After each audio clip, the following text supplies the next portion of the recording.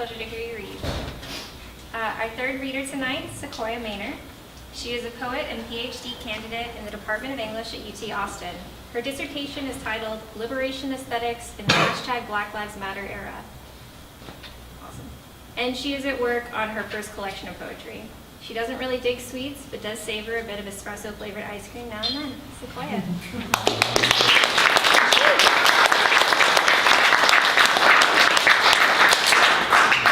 Thank you. I'm so happy to be here and so just astonished to see people that I love in the audience. I love you guys so much. Thank you for inviting me. Thank you for coming out. Let's get drinks after this because I'll need a drink. And also I have to give a special thanks to my man because he has sat with me and dealt with my funky attitude and staying up until 5 in the morning while I agonize over these poems, and I love you so much and happy birthday.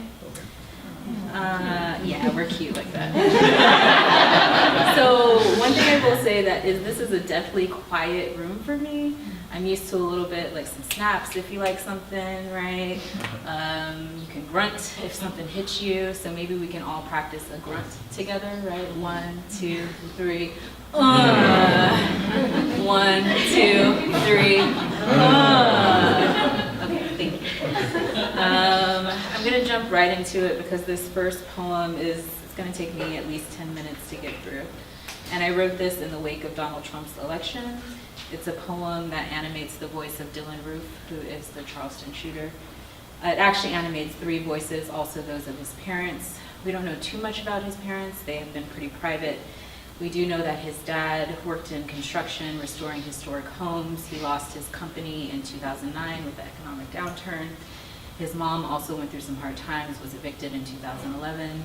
Those two were only in a marriage for 3 years where they had a daughter. And it was 2 years, almost 3 years after they divorced that Dylan was born. Whoopsie, right? Dylan was mostly raised by his father and stepmother. He attended 7 schools in 9 years. He attended the 9th grade twice before dropping out. He spent a lot of his time playing video games. He was self-radicalized on the internet. And I think that's all you need to know. Okay. Oh, last thing. This is a triptych, so I'm going to read 3 voices. First down the page.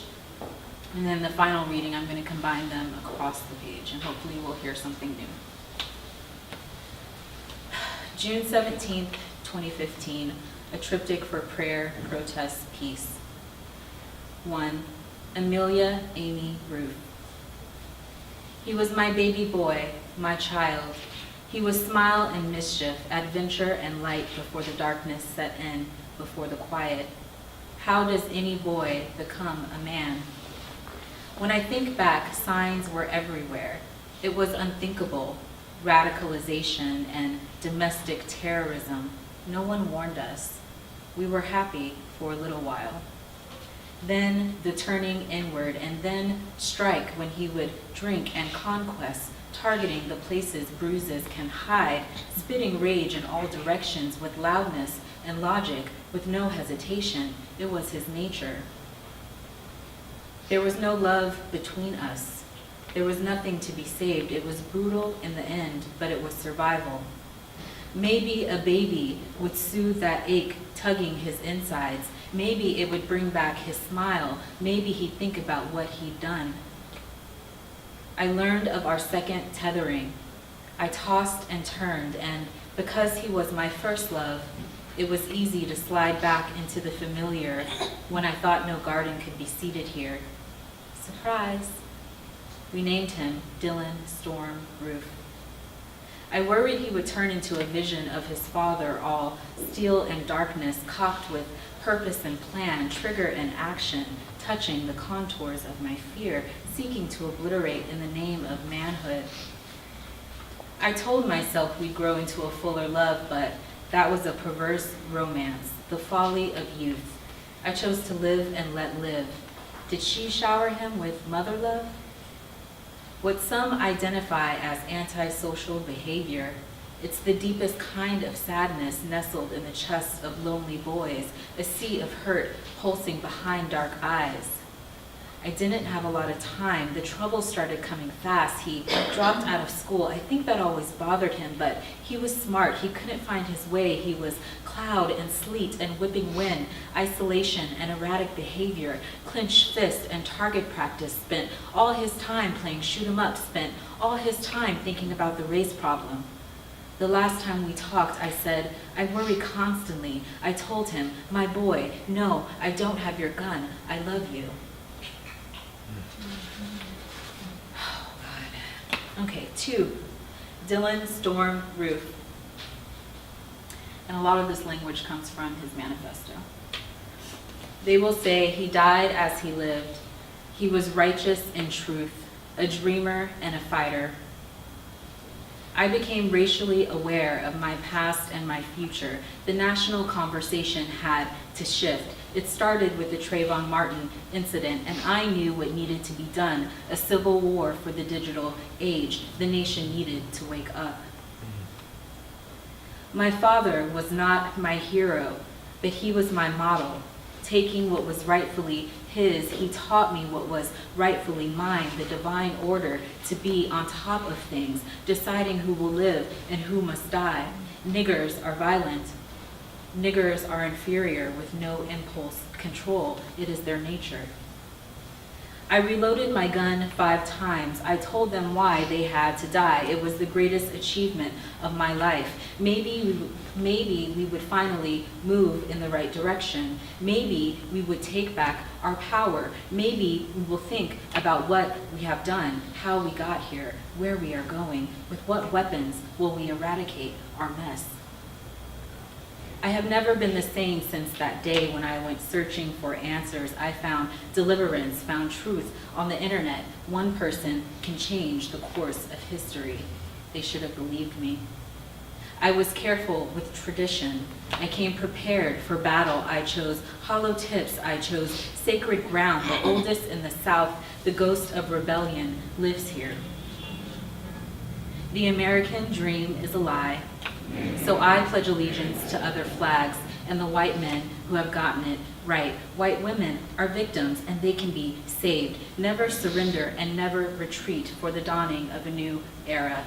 We must study the tools of domination. We must control the lower races, laboring bodies to rebuild the country. I told them all I would do it. I would spill blood where blood needed to be spilled, left to sit on back stoops and wonder at the mess of this country. Didn't need no school to master history. Didn't need no one with no direction and no ambition, moving toward self-destruction every day in this black city, overrun with trash. Someone must fight the bad guys. Someone must be brave enough to inspire change. Our families must be protected. Our culture must be protected. Our values must be protected. I speak for the voiceless. I believe in preservation. This land is mine. I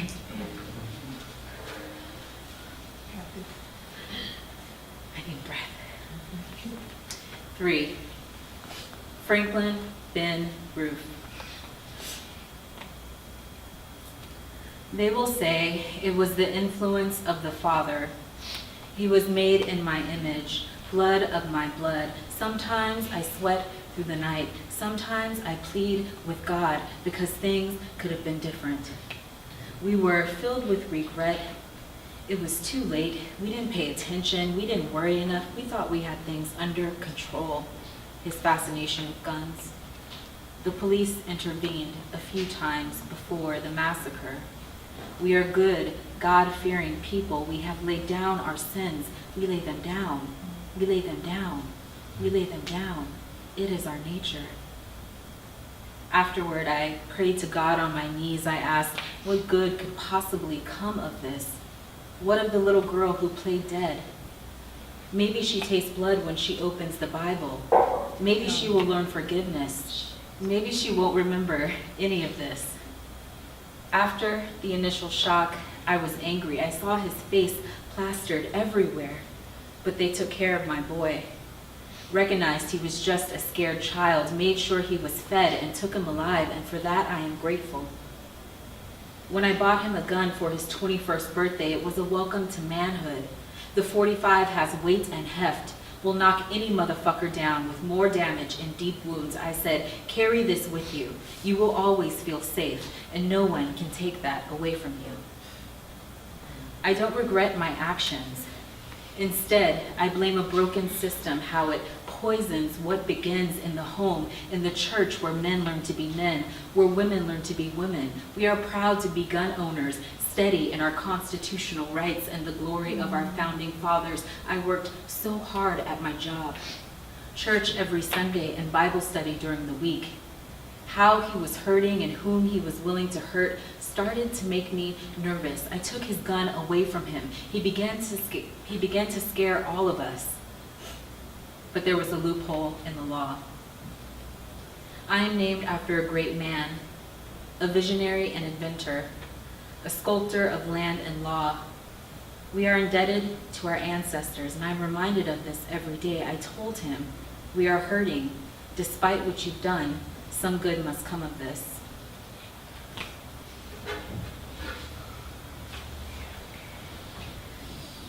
Okay. 4. He was my baby boy, my child. They will say he died as he lived. They will say it was the influence of the Father. He was smile and mischief. He was righteous in truth. He was made in my image, adventure and light, a dreamer and a fighter, blood of my blood. Before the darkness set in, I became racially aware. Sometimes I sweat through the night before the quiet of my past and my future. Sometimes I plead with God, how does any boy become a man? The national conversation had to shift because things could have been different. Signs were everywhere. When I think back, it started with the Trayvon Martin incident. We were filled with regret, and I knew it was too late. It was unthinkable what needed to be done. We didn't pay attention. Radicalization and domestic terrorism, a civil war for the digital age. We didn't worry enough because no one warned us. The nation needed to wake up. We thought we had things under control. We were happy for a little while. My father was not my hero, but he was my model. His fascination with guns, then the turning inward, and then strike, taking what was rightfully his. The police intervened a few times when he would drink. He taught me what was rightfully mine before the massacre and conquest, the divine order, to be on top of things. We are good, God-fearing people, targeting the places bruises can hide, deciding who will live and who must die. We have laid down our sins, spitting rage in all directions. Niggers are violent. We lay them down with loudness and logic. Niggers are inferior. We lay them down with no hesitation, with no impulse control. We lay them down. It was his nature. It is their nature. It is our nature. I got more. There was no love between us. I reloaded my gun 5 times. Afterward, I prayed to God on my knees. There was nothing to be saved. I told them why they had to die. I asked what good could possibly come of this. It was brutal in the end, but it was survival. It was the greatest achievement of my life. And what of the little girl who played dead?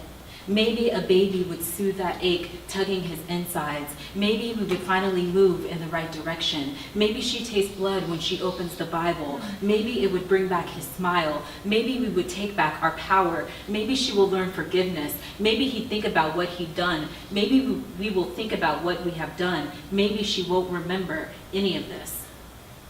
I learned of our second tethering, how we got here, and where we are going after the initial shock. I was angry. I tossed and I turned. With what weapons will we eradicate our mess? I saw his face plastered everywhere. And because he was my first love, I have never been the same since that day. They took care of my boy, and it was easy to slide back into the familiar. When I went searching for answers, they recognized he was just a scared child. When I thought no garden could be seeded here, I found deliverance. Made sure he was fed, surprise, found truth on the internet, and took him alive. We named him Dylan Storm Roof. One person can change the course of history, and for that, I am grateful. I worried he would turn into a vision of his father. They should have believed me. When I bought him a gun for his 21st birthday, all steel and darkness, I was careful with tradition. It was a welcome to manhood. Cocked with purpose and plan, I came prepared for battle. The 45 has weight and heft. Trigger and action, I chose. Hollow tips will knock any motherfucker down. Touching the contours of fear, I chose. Sacred ground with more damage and deep wounds. Seeking to obliterate the oldest in the South, I said. Carry this with you. In the name of manhood, the ghost of rebellion lives here. You will always feel safe. I told myself we'd grow into a fuller love, but the American dream is alive, and no one can take that away from you. Yeah, that was a perverse romance. So I pledge allegiance to other flags. I don't regret my actions. Instead, the folly of youth and the white men who have gotten it right. I blame a broken system. I choose to live and let live. White women are victims and they can be saved. Oh, how it poisons what begins in the home. Did she shower him with mother love? Never surrender and never retreat in the church where men learn to be men. What some identify as antisocial behavior for the dawning of a new era where women learn to be women, it's the deepest kind of sadness. We must study the tools of domination. We are proud to be gun owners nestled in the chests of lonely boys. We must control the lower races, steady in our constitutional rights, a sea of hurt pulsing behind dark eyes, laboring bodies to rebuild the country in the glory of our founding fathers. I didn't have a lot of time.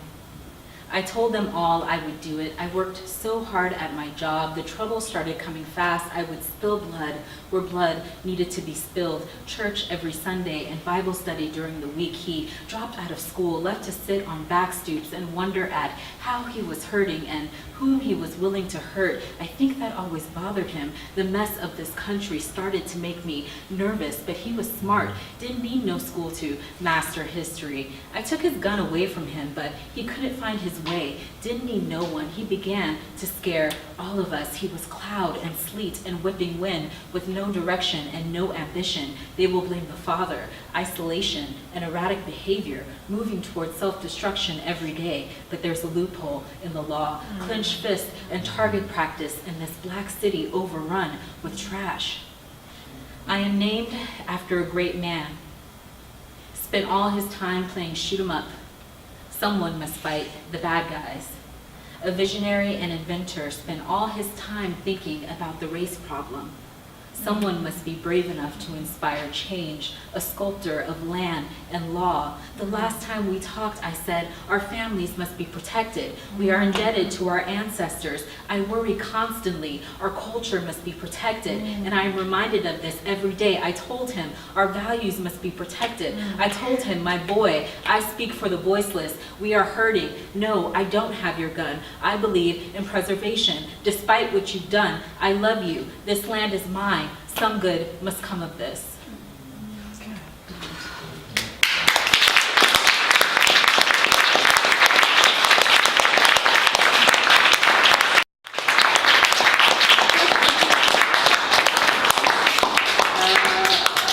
That poem makes me feel so gross and so disgusting, but I also think it's so necessary.